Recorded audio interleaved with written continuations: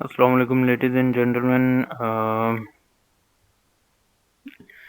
तो आज हम लैब नंबर 6 पढ़ने लगे हैं जिसका नाम है pre defined and programmer defined functions. Okay, now functions क्या होते हैं? First of all, functions basically जैसे कोई भी आपको टास्क परफॉर्म करना है तो उस टास्क को परफॉर्म करने के लिए जो कमांड यूज होगी वो फंक्शन कहलाता है। या लेट्स सपोज दो नंबर्स की एडिशन एक फंक्शन है, दो नंबर्स की सब्ट्रैक्शन एक फंक्शन है, दो नंबर्स का कंपैरिजन एक फंक्शन है। Just like that, print F एक फंक्शन है, स्कैन एफ एक फंक्शन है। सो जैसे कुछ एक दो लैब्स पहले मैंने बताया था कि लाइब्रेरीज होती हैं हर फंक्शन की अपनी। ठीक है, और लाइब्रेरीज क्या होती हैं? लाइब्रेरीज एक pre defined basically collection of functions है। सही है, यानी एक फंक्शन है और जो लाइब्रेरी है वो कलेक्शन ऑफ फंक्शंस हैं जिसके अंदर 100 फंक्शंस हो सकते हैं, 10 फंक्शंस हो सकते हैं। सो इसी तरह हर फंक्शन को यूज़ अगर आप करते हैं तो उसके लिए जो है वो आपको लाइब्रेरी यूज़ करना लाजमी है। जस्ट लाइक ये ABS एक्स जो एक फंक्शन है, ये एब्सोल्यूट का जो है ना फंक्शन है। एब्सोल्यूट वैल्यू क्या होती है भाई? यहाँ पे एग्जांपल्स भी दी हुई हैं आपको। अगर x जो है वो -5 है तो अगर ABS x करेंगे तो आंसर 5 आएगा। यानी जो एब्सोल्यूट वैल्यू है without any sign of negativity और positivity, that is absolute of x। तो एब्सोल्यूट जो है वो stdlib लाइब्रेरी की है, जो हैश इंक्लूड stdlib। इसी तरह सील है जो सीलिंग करता है। लेट्स सपोज एक नंबर है 45.23, तो सील एक्स करोगे तो वो 46 बन जाएगा, यानी राउंड ऑफ जिसे कहते हैं। सही है, तो राउंड ऑफ भी दो तरह के होते हैं, एक सील होता है, एक फ्लोर होता है। तो सील में जो है राउंड ऑफ अगले नंबर की तरफ जाता है और फ्लोर पे राउंड ऑफ पिछले नंबर की तरफ आता है। जस्ट लाइक यहाँ पे एक एग्जांपल दी हुई है 45.23, तो फ्लोर एक्स किया तो वो 45 हो गया। सही है, तो ये डिफरेंट डिफरेंट फंक्शंस हैं और इन सारे फंक्शंस को यूज़ करने के लिए math.h की लाइब्रेरी यूज़ की गई है। ठीक है, तो इसमें मतलब आर्ग्यूमेंट्स एंड रिजल्ट्स का मकसद ये होता है कि इनको इनपुट आप कौन से डेटा टाइप के दोगे और आउटपुट ये आपको कौन से डेटा टाइप के देंगे। जस्ट लाइक इंटीजर देते थे हम नॉर्मली, तो इसमें आप जो है ना वो डबल वैल्यू यूज़ करोगे और ये आपको रिजल्ट भी डबल में ही देगा। ठीक है, double precision values, obviously you guys know about that. तो चलते हैं, एक पहला प्रोग्राम देखते हैं। यहाँ पे हमने दो लाइब्रेरीज इंक्लूड की हैं, stdio.h और math.h। इंटीजर मेन में ये देख रहे हैं डबल प्रिसिशन का हमने जो है वो वेरिएबल बनाया, एक n और एक रिजल्ट। ठीक है, तो inter a number two calculate its log base is 10। अब लॉग बेस 10 क्या होती है? मैं मैथ्स का टीचर नहीं हूँ, ये आप लोगों को गूगल कर लो या किसी मैथ्स के टीचर से पूछ लो। ठीक है, you guys should know what these functions are. तो बेसिकली लॉग कैलकुलेट करें आप एक नंबर का। सही है, तो स्कैन एफ में हमें जो है वो %1f इसमें लिखा है हमने, और %1f लिखने की हमें क्या ज़रूरत पड़ी भाई?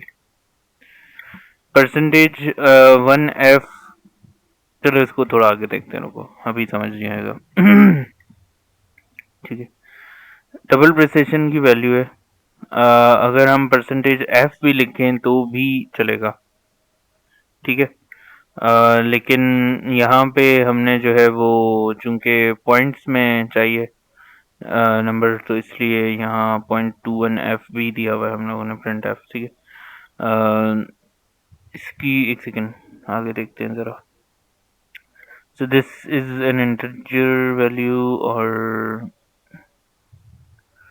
अगर हम you know what, let's do this.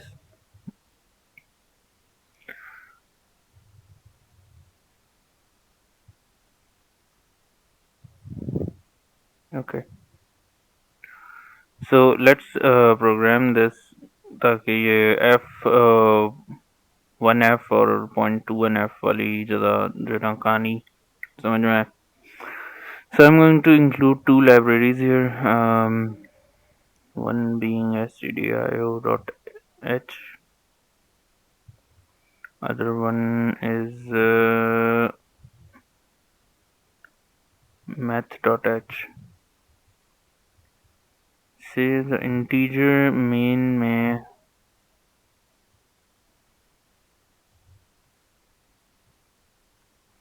Double precision में n और रिजल्ट दो वेरिएबल्स हमने बनाए और प्रिंट एफ करवाते हैं. यूज़र से हमने इनपुट लेना है कि भाई आप एक नंबर दें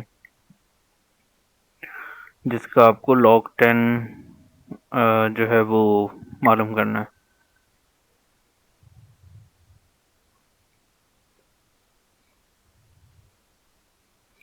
ठीक है. सेशन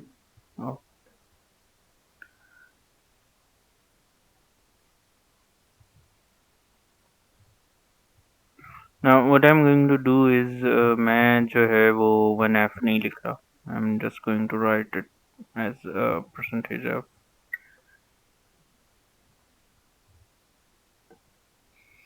ठीक है. As you guys know कि why do we use percentage f.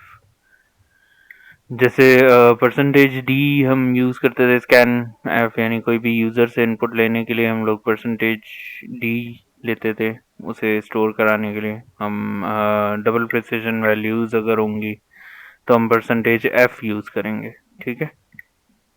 कि पॉइंट्स में भी जो है ना वो डबल प्रिसिजन वैल्यू भी दे सकता है यूज़र. सो एंड सेकंड उसकी वजह ये भी है कि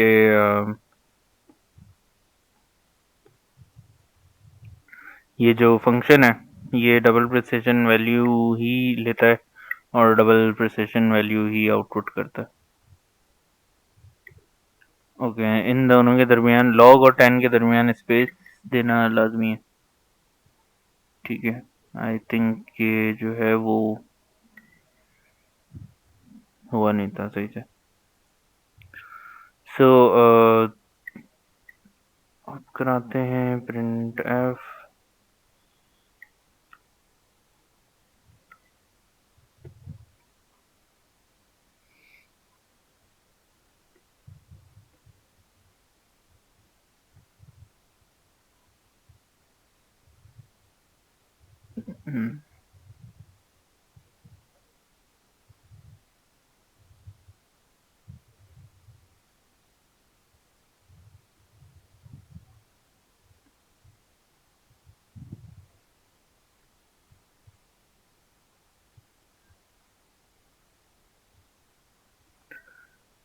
लेट्स सी के आंसर क्या आता है. ओके.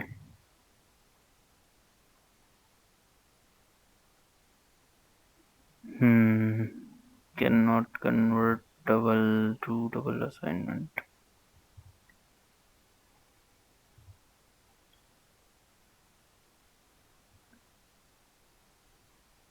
ओके. लॉग और 10 के दरमियान गैप नहीं देना.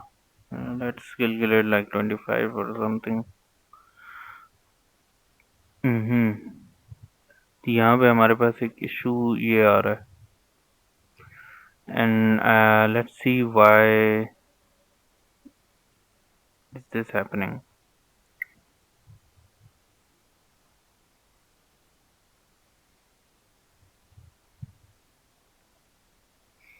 Is it because of this.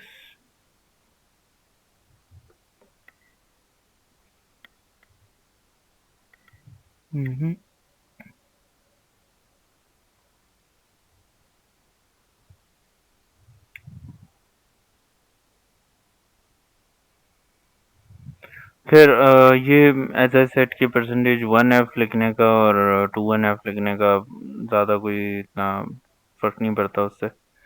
As you guys can see यहाँ पे सिर्फ जो नंबर ऑफ जीरोज हैं वो बढ़ गए, ठीक है। यानी पॉइंट के बाद जो वैल्यू है वो उस वैल्यू की प्रिसिशन बढ़ गई इससे। But for some reason it's not printing N, why is that so? I must be making a mistake, of course. Sometimes students can catch these type of things, but right now I don't see anything. Hmm.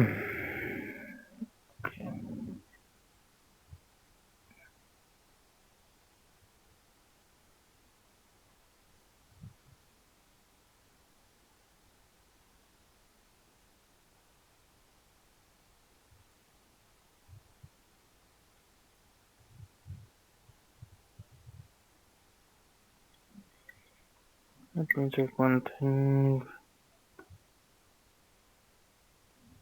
Hmm, seems to be working.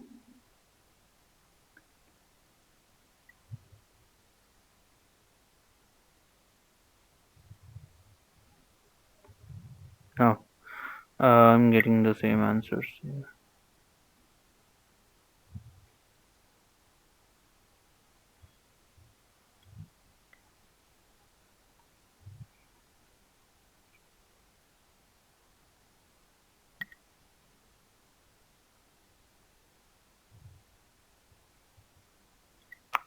Okay, let's remove these.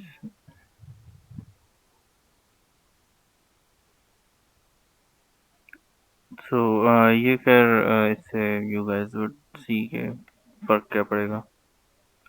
As you can सी के double precision values अब वो 0.21 और वो 1 लिखने से जो है वो इसकी प्रिसिशन बढ़ गई। What about if I write 5.2? It's the same. Well, sometimes it happens, and of course, there's a reason behind it.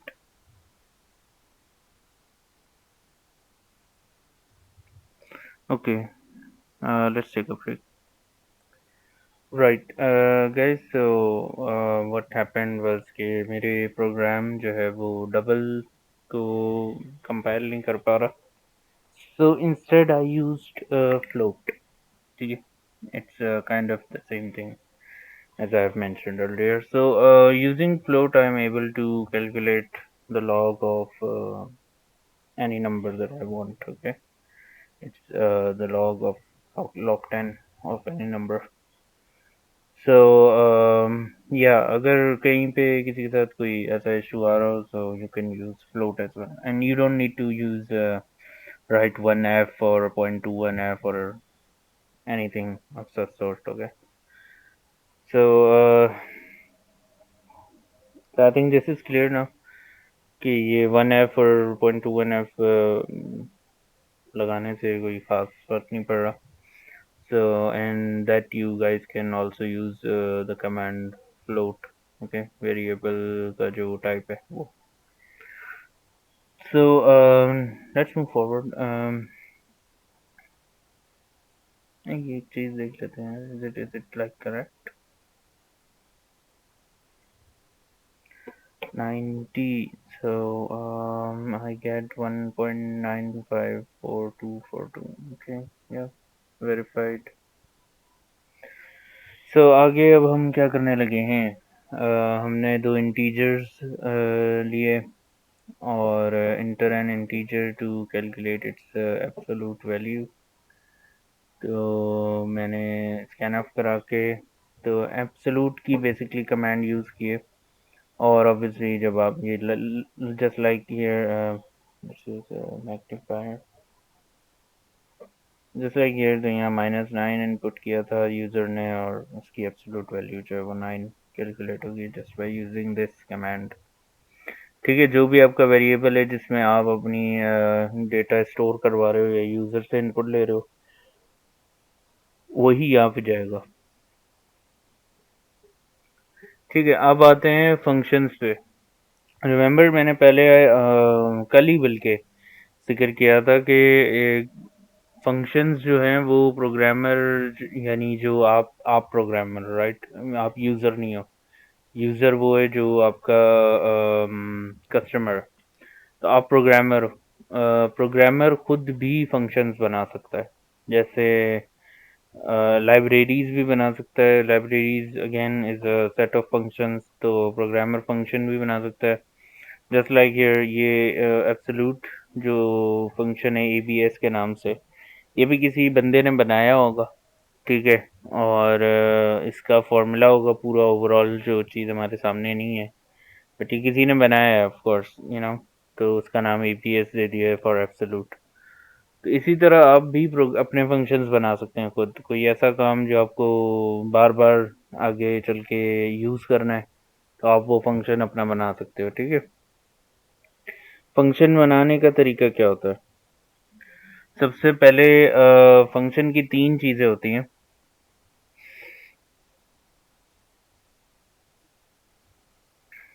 ठीक है। फंक्शन का एक तो आउटपुट की टाइप, जो ये लिखी हुई रिटर्न दिस टाइप, ये आउटपुट किस टाइप का आउटपुट फंक्शन रिटर्न करेगा। ठीक है। You can write void. Void यानी किसी भी तरीके का आउटपुट रिटर्न कर सकता है, whether it can be a character, double precision, float या इंटीजर। सही है। और हैज दिस नेम, तुम्हारे फंक्शन का नाम। और टेक्स दीज आर्ग्यूमेंट्स, यानी इस आर्ग्यूमेंट्स को जो है ना वो इनपुट में ले सकता है, यानी उनके क्या कह सकते हैं, वैल्यूज, राइट। किस टाइप की वैल्यूज जो है वो फंक्शन में जाएंगे।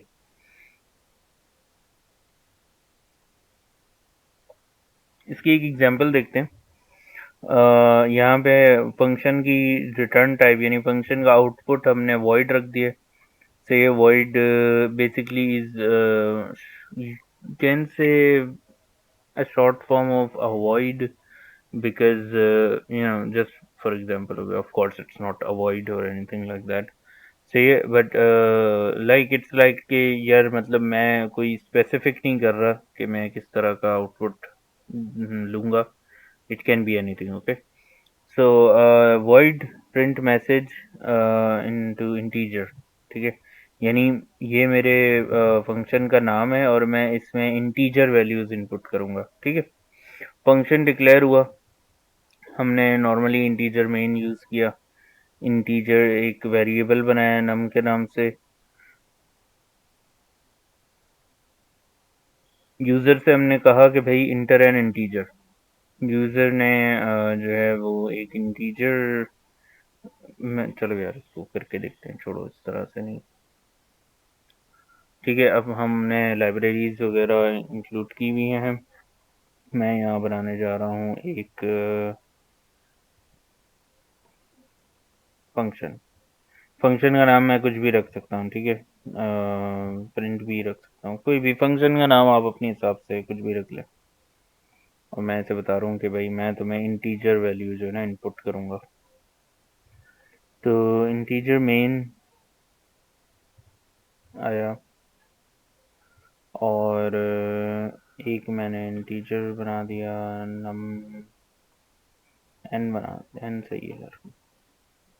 तो प्रिंट एफ, और मैं यूज़र से कह रहा हूँ भाई आप एक इंटीजर दें मुझे। ठीक है।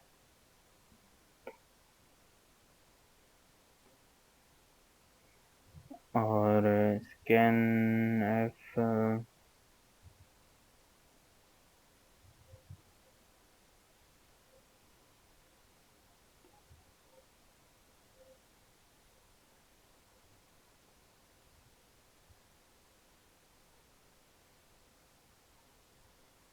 जो भी वो यूज़र इनपुट करेगा वो एन में स्टोर होगा। अब यहाँ पे देखो एक इम्पॉर्टेंट चीज़ सही है कि यहाँ पे मैंने इस फंक्शन को कॉल कर लिया है।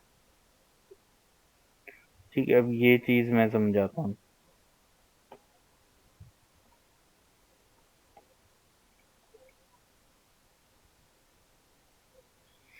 नाउ पहले कंप्लीट कर ही लेते हैं।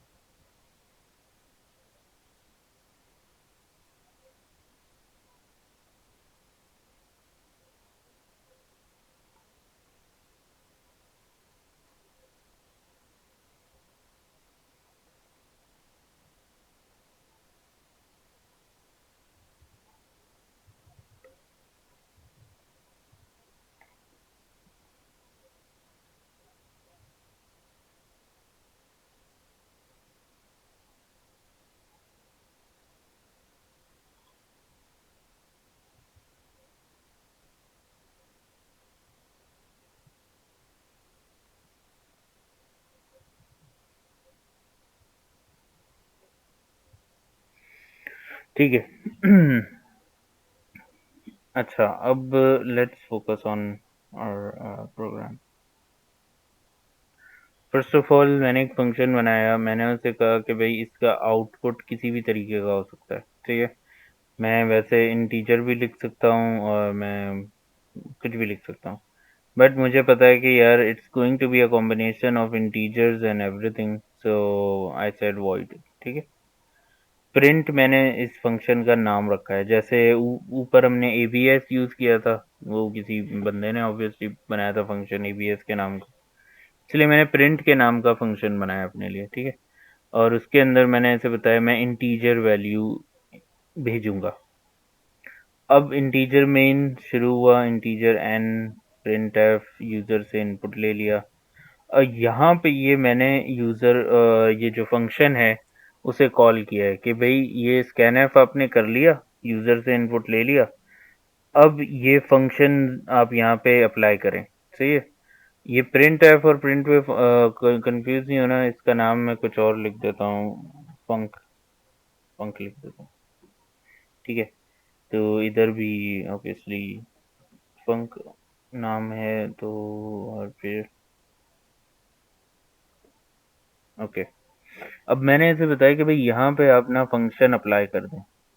अच्छा भाई, अब ये स्कैनफ के बाद इसने देखा कि यहाँ फंक्शन अप्लाई करना है, ये जाएगा फंक्शन की डेफिनेशन पे, सही है, कि फंक्शन क्या चीज़ है। अगेन ऊपर मैंने इंटीजर लिखा था, इसके अंदर मैंने एक समझ लो val नाम का एक क्या कहेंगे वेरिएबल बना दिया, ठीक है। क्योंकि मुझे ये जो n है यहाँ पे, इस n को किसी एक वेरिएबल में स्टोर कराना था अपने फंक्शन के अंदर। So just like here as you can see कि ये नंबर जो है वो इसकी वैल्यू यहाँ पर स्टोर हो रही है, ठीक है। तो इसकी वैल्यू स्टोर कराने के लिए एक वेरिएबल बनाना था, तो वो मैंने val बना दिया। अब n की वैल्यू जाएगी val के अंदर स्टोर हो जाएगी, और यहाँ पे ये फंक्शन क्या करेगा, print F value pass to function is percentage, और val की वैल्यू प्रिंट कर देगा, ठीक है। और उसके बाद जब ये फंक्शन का काम कंप्लीट हो जाएगा तो फिर रिटर्न जीरो और प्रोग्राम एंड हो जाएगा। यानी स्कैन एफ के बाद जब ये कमांड कंप्यूटर पढ़ेगा तो ब्रेक लेके यहाँ से उठ के सीधा जाएगा यहाँ, सही है। ये चीज पूरी कंप्लीट करने के बाद रिटर्न जीरो पे आएगा। तो आओ इसे रन करके देखें। इंटर एन इंटीजर मैं 5 दे देता हूँ, value pass by function is zero, माशाल्लाह। So you see for some reason हमारे पास जो है वो वैल्यू यहाँ पर शो नहीं हुई। हम्म, आज कुछ भी काम कर नहीं रहा I think, but anyways there's of course bad days and good days। तो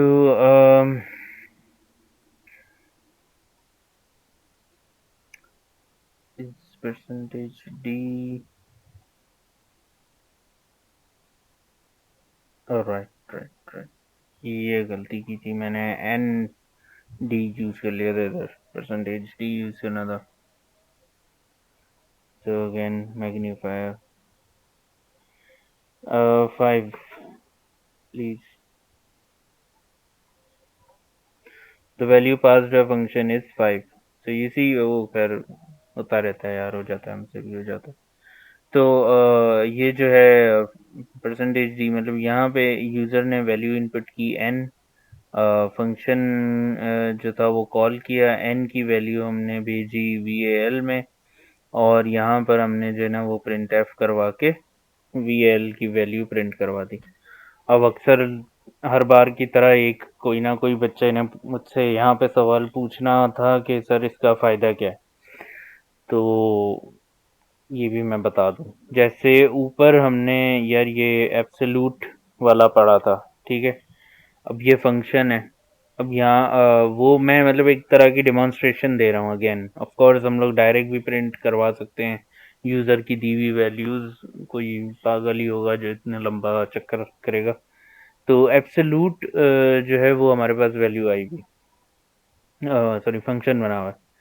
तो एब्सोल्यूट अगर मैं लेट सपोज फंक्शन के बजाय अगर कोई और तरीका अपनाऊं, तो एक अच्छा खासा लंबा जो है ना वो लंबी कोडिंग होगी इसकी जगह। पूरा फॉर्मूला में लगाऊंगा, वो जो है पॉजिटिव नंबर नेगेटिव नंबर को मल्टीप्लाई करेगा एक और नेगेटिव नंबर से, फिर उसको पॉजिटिव करेगा, फिर एक्सेट्रा एक्सेट्रा। एक लंबी कोडिंग होगी उसके पीछे, जस्ट लाइक log 10, ठीक है। तो इसीलिए हमने फंक्शन बना दिया कि भाई एक बार कोडिंग कर दी, log 10 नाम रख दिया, फंक्शन का नाम हमने रख दिया, जैसे यहाँ पे फंक रखा है उसने log 10 नाम रख दिया, और उसके अंदर इसने पूरा फॉर्मूला एक बार सॉल्व करके रख दिया। अब क्या होगा, अब जब भी यूज़र इनपुट करेगा और वो फंक्शन यूज़ करेगा, जैसे हमने यहाँ पे किया log 10, हमने यहाँ पे किया abs, तो क्या होगा कि भाई जब जब मतलब ये यूज़र जो है ना वो यूज़ करेगा इस फंक्शन को, तो वो जो वैल्यू होगी वो पहले जाएगी इधर, जैसे हमने यहाँ पे भी n की वैल्यू भेजी है इसे, तो ये जस्ट लाइक हियर। तो जस्ट लाइक हियर हमने n की वैल्यू भेजी है, यहाँ पे भी भेजी थी, तो ये वैल्यू गई होगी log 10 में, और वहाँ पे पूरा फंक्शन परफॉर्म हुआ होगा और वैल्यू रिटर्न हुई होगी जैसे यहाँ पे। फर्क बस इतना है कि भाई तुम लोग सोचोगे कि यार ये log 10 का फंक्शन तो नज़र नहीं आ रहा, हमारा फंक्शन तो ये रहा सामने नज़र आ रहा है।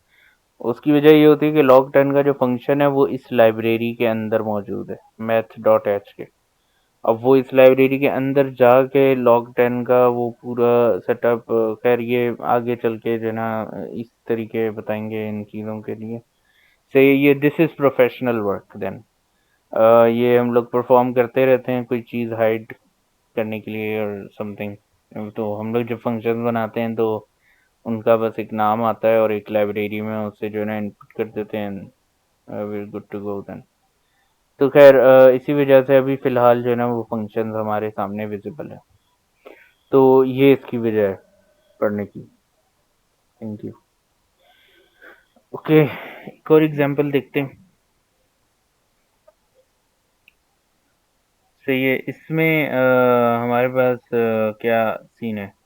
यार ये बहुत छोटा है, इसे मैं क्या ट्राई करता हूँ। ठीक है, एक फंक्शन बना रहे हैं हम लोग इंटीजर मैक्स के नाम से। अब इस फंक्शन में हमने दो इनपुट्स दिए हैं, num1 और num2, इंटीजर num1 और num2। अब यहाँ पे देख रहे हो, इसको मैंने बताया कि भाई ये जो फंक्शन है ना इसका आउटपुट इंटीजर ही होगा। तो ये यहाँ पे वॉइड नहीं लिखा मैंने। अब तो इंटीजर नंबर 1 और इंटीजर नंबर 2, दो नंबर्स हम भेजेंगे। सही है, अब यहाँ पे ये इंटीजर num1 और num2। अच्छा, ये अब दूसरा तरीका है। जैसे यहाँ पे हमने क्या किया था कि पहले फंक्शन का मैंने यूज़, जो कंप्यूटर है उसे बता दिया कि भाई इस प्रोग्राम में मैं एक फंक्शन बना रहा हूँ। मैंने पहले उसे बता दिया मैं फंक्शन बना रहा हूँ, और इन दी एंड मैंने फंक्शन एक्सप्लेन किया है सारा। ठीक है, एक और तरीका ये होता है जो यहाँ पे यूज़ हुआ हुआ है कि फंक्शन बनाते साथ ही उसे एक्सप्लेन कर देना। तो आओ इसे भी कोड कर ही लेते हैं।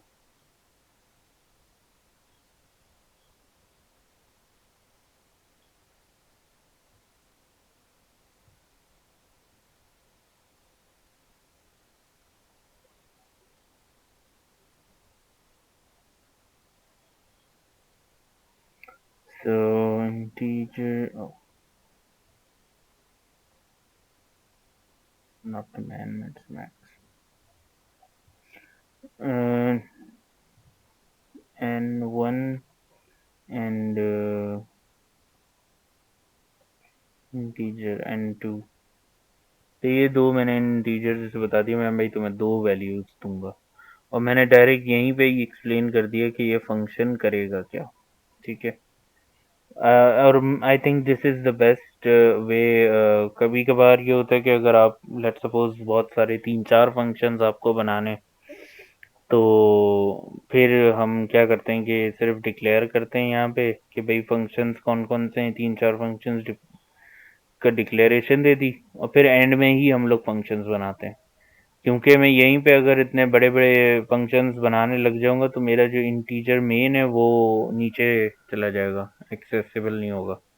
तो अपनी आसानी के लिए हम लोग ऊपर सिर्फ डिक्लेरेशन दे देते हैं अगर मल्टीपल फंक्शंस हो। यहाँ पे क्योंकि एक ही फंक्शन यूज होना है तो इसीलिए जो है ना मैं इसे इस तरह से करूँगा। ठीक है। तो लेट्स स्टार्ट इंटीजर रिजल्ट के नाम का जो है एक फंक्शन मैंने बना दिया।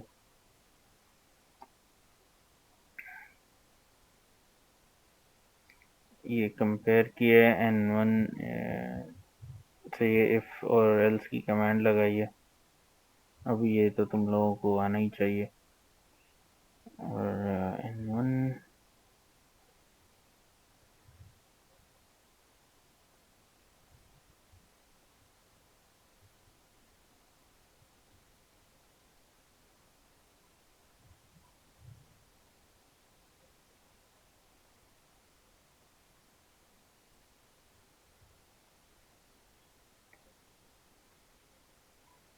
ठीक है।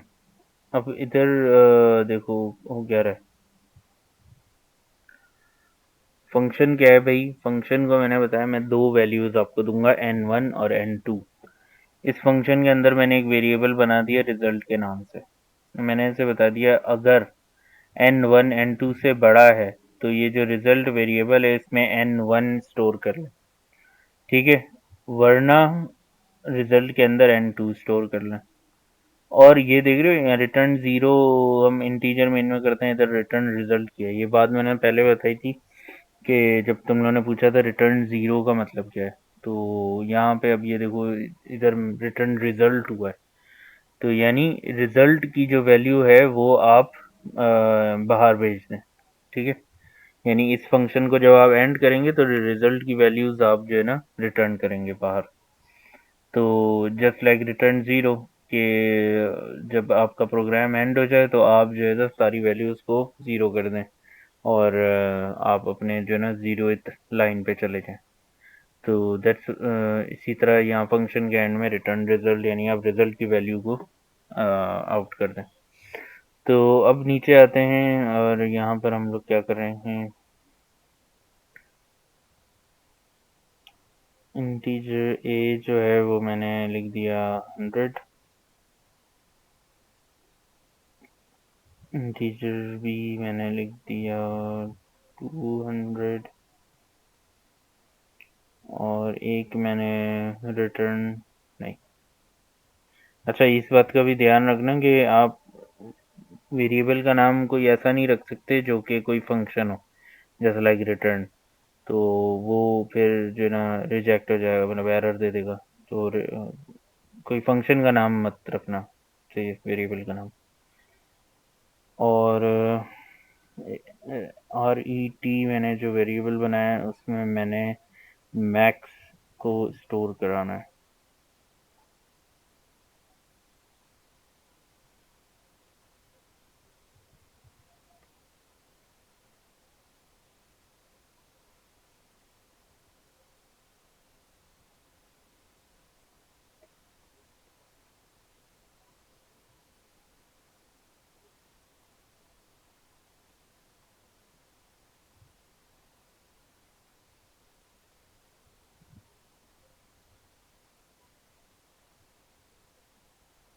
ठीक है।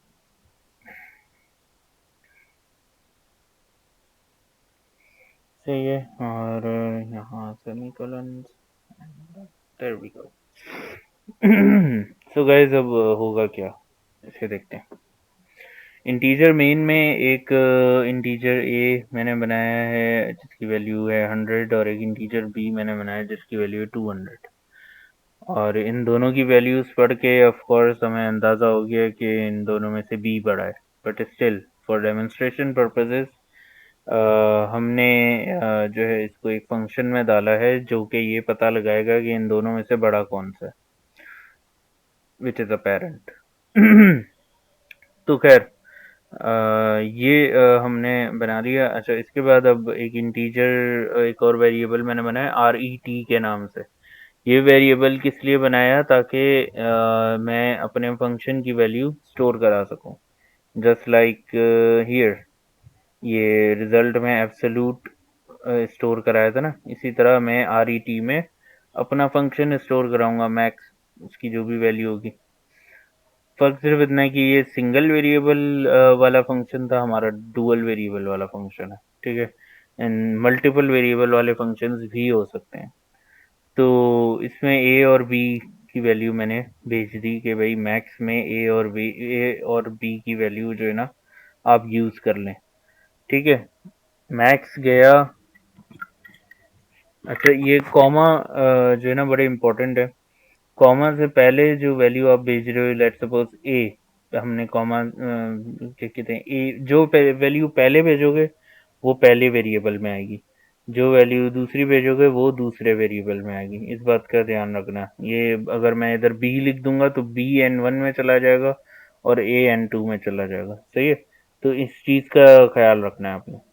तो मैंने इसे बता दिया भाई ए और बी की वैल्यू यूज़ कर लें। अच्छा, इसने बोला भाई ठीक है यार, आपने मैक्स जो है वो एक फंक्शन कॉल किया, ये ऊपर जाएगा, इसमें ए की वैल्यू देगा, इसमें बी की वैल्यू देगा। ठीक है, एक वेरिएबल बनाएगा, चेक करेगा कि एन जो है वो एन टू से बड़ा है या नहीं, और जो कि नहीं है तो एल्स पे चला जाएगा। रिजल्ट में एन टू स्टोर हो जाएगा, रिटर्न रिजल्ट हो जाएगा। रिजल्ट की वैल्यू आके जो है आर ई टी में स्टोर हो जाएगी। ठीक है, फिर प्रिंट एफ, और प्रिंट एफ मैंने आर ई टी किया है, तो let's run this guys. And there you go, the max value is 200, जो कि बी की वैल्यू थी, which was very apparent but demonstration. तो इस तरह भी आप फंक्शंस यूज कर सकते हैं। ठीक है। अच्छा, अब एक आखिरी है। एनसीआर और एनपीआर दो फंक्शंस होते हैं जो कि आपने अक्सर कैलकुलेटर में देखे होंगे।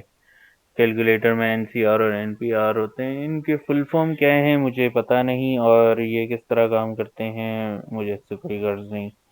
मुझे यूज़र ने कहा कि भाई मुझे एनसीआर और एनपीआर जो है वो कैलकुलेट करवा के दे दो। I said okay. तो मैं आया और मैंने जाके गूगल किया कि भाई एनसीआर कैसे कैलकुलेट कर सकते हैं, तो उसका फॉर्मूला मैंने निकाल लिया। ठीक है, और एनपीआर कैसे कैलकुलेट करते हैं उसका भी फॉर्मूला मैंने निकाल दिया। अब now guys you guys can see के यहाँ पे दो फंक्शंस मैंने बनाए, एक फाइंड एनसीआर और एक फाइंड एनपीआर। और इन दोनों को मैंने बता दिया कि भाई मैं आपको दो इंटीजर्स दूंगा। ठीक है, इंटीजर मेन से स्टार्ट करते हैं। एक इंटीजर एन बनाया और एक आर। ठीक है, और एक अच्छा हाँ, लॉन्ग भी जो है ना एक डेटा टाइप है। जैसे इंटीजर, डबल और फ्लोट है। ये लैब टू में मैंने बताया टेबल जो गिवन है लैब टू में, उसमें ये चीज़ मेंशन्ड है। ठीक है, तो जैसे इंटीजर है, डबल है, फ्लोट है, इसी तरह एक लॉन्ग भी है जो कि लॉन्ग नंबर होता है। ठीक है, तो उसमें मैंने दो वेरिएबल्स बनाए हैं लॉन्ग डेटा टाइप के, एनसीआर और एनपीआर। इसी तरह ये मैंने ऐसे बताया, देखो लॉन्ग यानी मैंने ऐसे बताया कि जो आपका जो आउटपुट होगा वो इस डेटा टाइप का होगा, लॉन्ग का। अच्छा, अब जो है वो ये हो गया हमारा काम। मैंने यूज़र से कहा कि भाई enter the value of N and R. ठीक है, एन सी आर और एन पी आर चूँकि हमने कैलकुलेट करना है। यूज़र से दो इनपुट ले लिए हमने, ये भी एक तरीका है इस तरह से स्कैन एफ करके। ठीक है, तो यूज़र दो इनपुट्स दे देगा।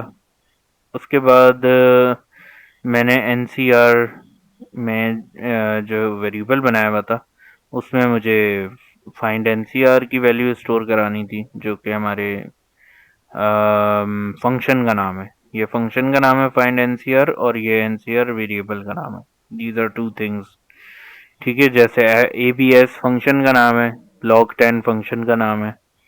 ठीक है, और वेरिएबल आप कोई भी बना सकते हो उन्हें स्टोर कराने के लिए, जैसे पीछे रिजल्ट बनाया था हमने।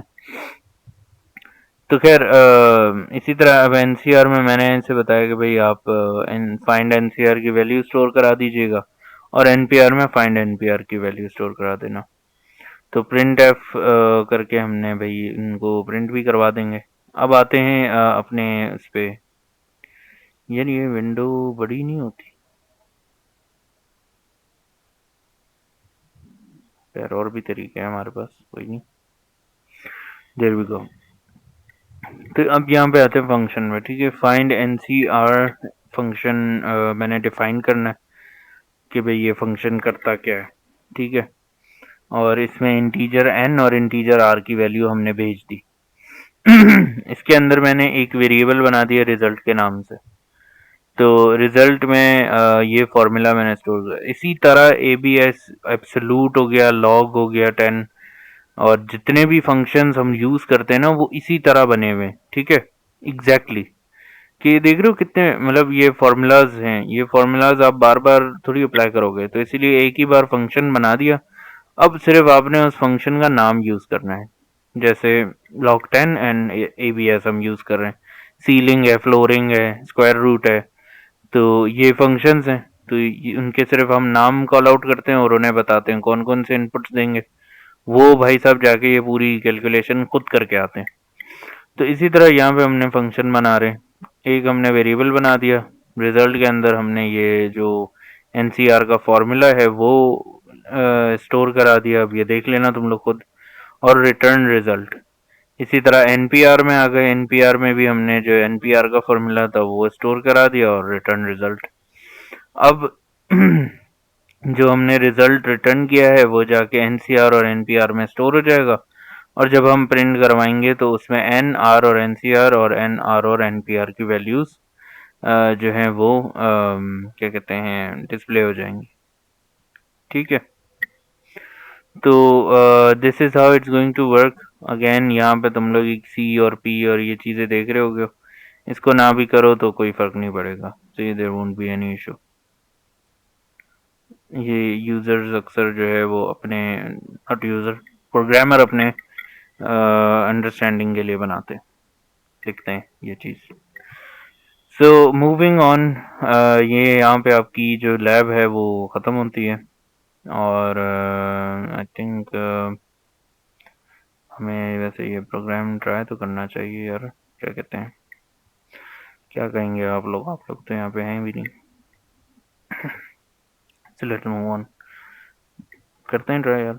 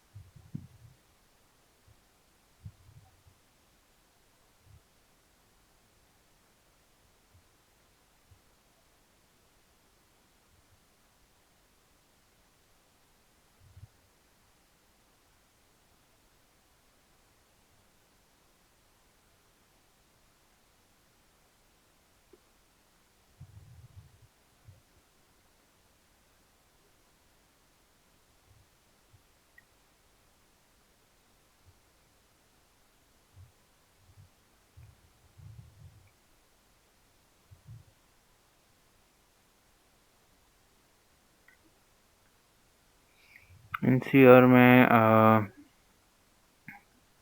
फाइंड एनसीआर की वैल्यू और इसमें एन और आर की वैल्यूज भेजनी है, और एनपीआर में जो है फाइंड एनपीआर और इसमें एन और आर की वैल्यूज भेजनी है। तो प्रिंट एफ, मैं जैसे फंक्शन देखना चाह रहा हूँ, ये प्रिंट एफ में अगर हम परसेंटेज टी सी और परसेंट ये ना लगाएं तो क्या होगा? ठीक है, करना चाहिए ये सब। और परसेंटेज डी सेशन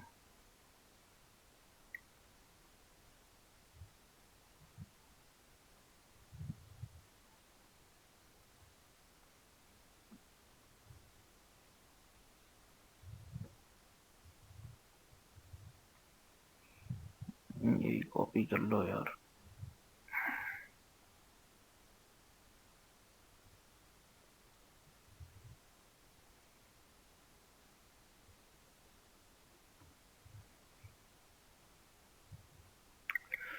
ठीक है,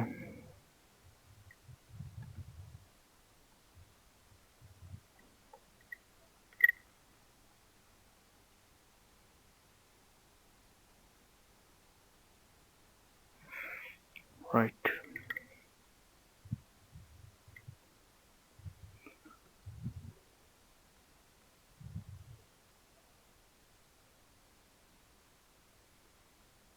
इसमें टीचर एन और टीचर आर की वैल्यूज आएंगी, और एक वेरिएबल बनाया है रिजल्ट के नाम से।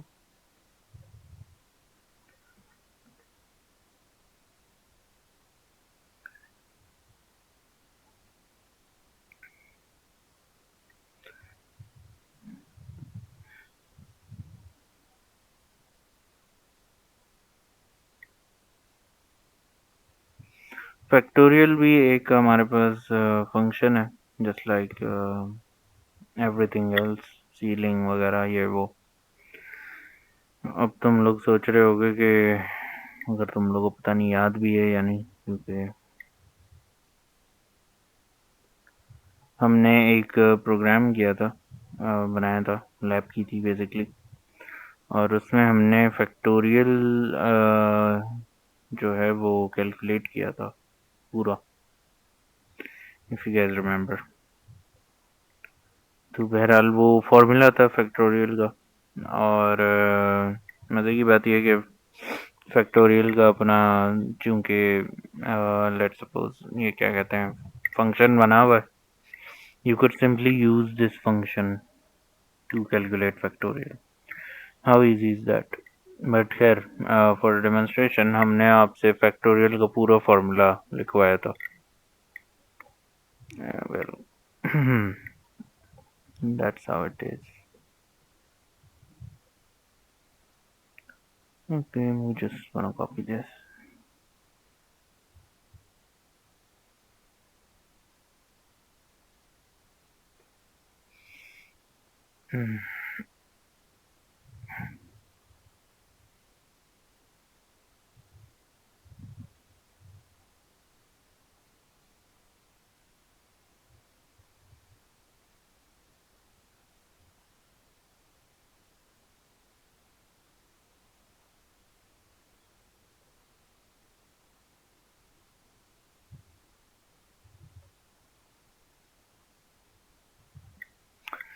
Okay.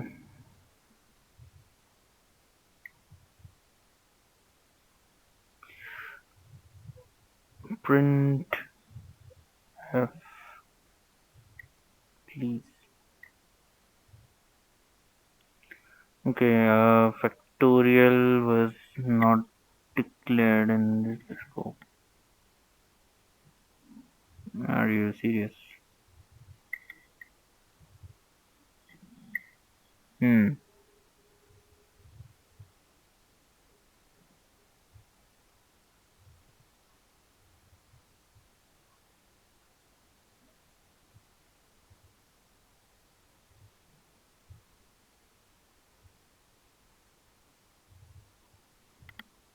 Am I making a mistake here or something? Factorial. The same thing.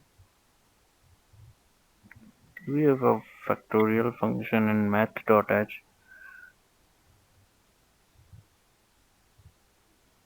यहाँ तो नहीं लिखा हुआ. What's the matter here?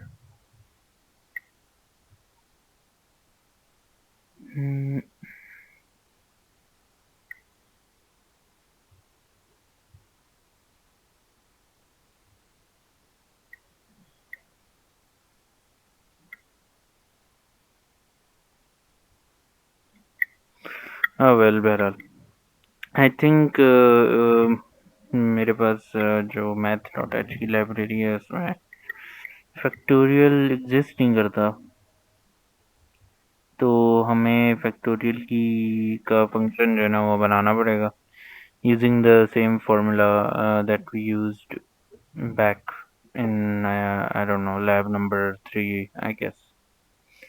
ठीक है, तो खैर वो एक और लंबी कहानी है कि उसमें उसके लिए मुझे एक और जो है ना फंक्शन बनाना पड़ेगा फैक्टोरियल का, जो कि फैक्टोरियल कैलकुलेट करेगा. तो factorials of N and R फिर यूज होंगे यहाँ पे इस फॉर्मूला में. ठीक है, सो खैर आई don't know who does this stuff anyway.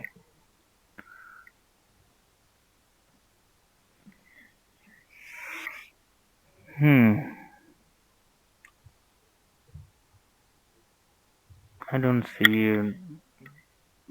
a reason for this. Anyway, so वो खैर हमारा देखना रह गया, बट खैर anyway,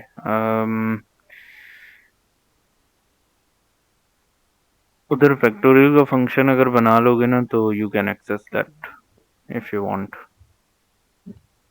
सो खैर मूविंग ऑन, लैब टास्क की तरफ देखते हैं.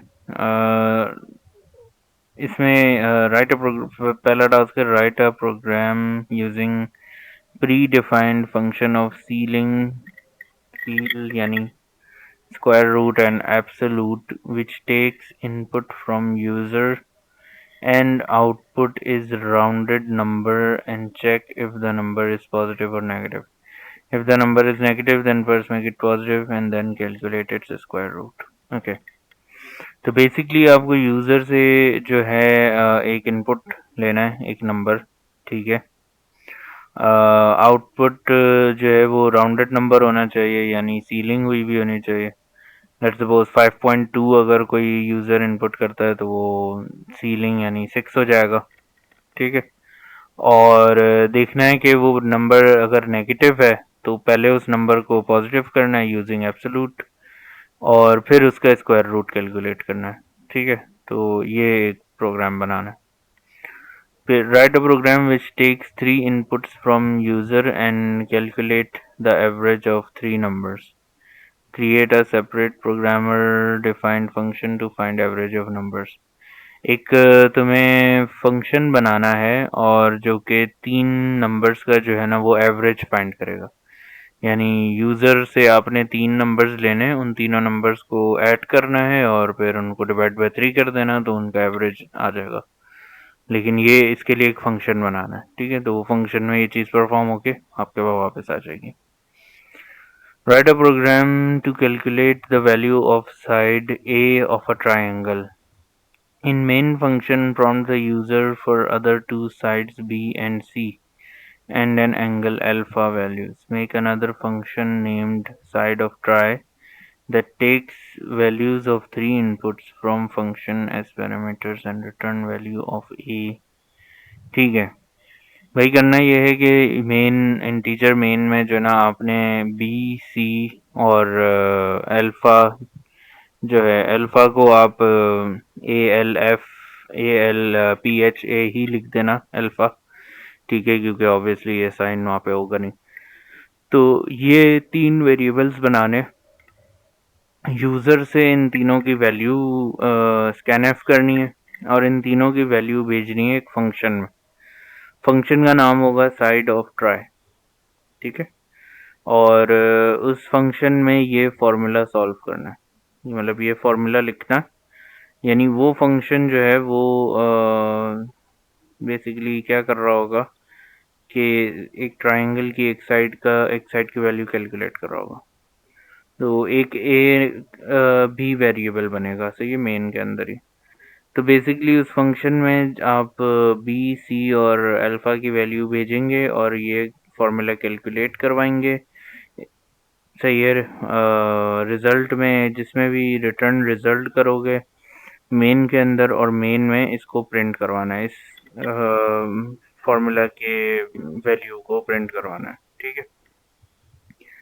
अच्छा, write a complete C program that prompts the user for 5 numbers at the beginning of type float and double, and then perform the following operations on each: sine, cosine, tangent, cosec, sec, cot, exponential, log, ln, waka ye wo. Make use of programmer defined function and loop to save some of your typing efforts. Hmm. Okay, user से आपने जो है 5 number लेने, ठीक है, float data type के, और इनमें से कोई से भी 4 या 5 फंक्शंस परफॉर्म कर लें, साइन, कोसाइन, टेंजेंट, कोसेक, सेक। ये सारे जो हैं वो क्या कहते हैं, ऑलरेडी डिफाइंड फंक्शंस हैं, जैसे ऊपर एब्सोल्यूट वगैरह। तो इन फंक्शंस को सिर्फ कैलकुलेट करना है, इनमें से कोई भी 5 कर लेना, और बस दैट्स इट। अच्छा, write a program that prompts user for a number, then check whether a number can be expressed as sum of two prime numbers। ठीक है, एक फंक्शन बनाना है जो कि ये चेक करेगा कि यूजर ने जो नंबर इनपुट किया है क्या वो 2 प्राइम नंबर्स का सम है कि नहीं, ठीक है। ये इसका फॉर्मूला आता है to check sum of prime numbers, ये आप गूगल कर लेना, आपको मिल जाएगा, ठीक है। यूजर से आप एक इनपुट लोगे, लेट सपोज अगर मैं लेता हूँ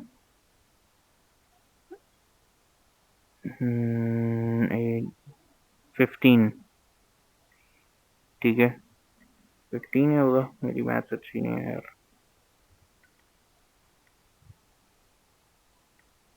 जैसे 9 + 7 है, ओ सॉरी,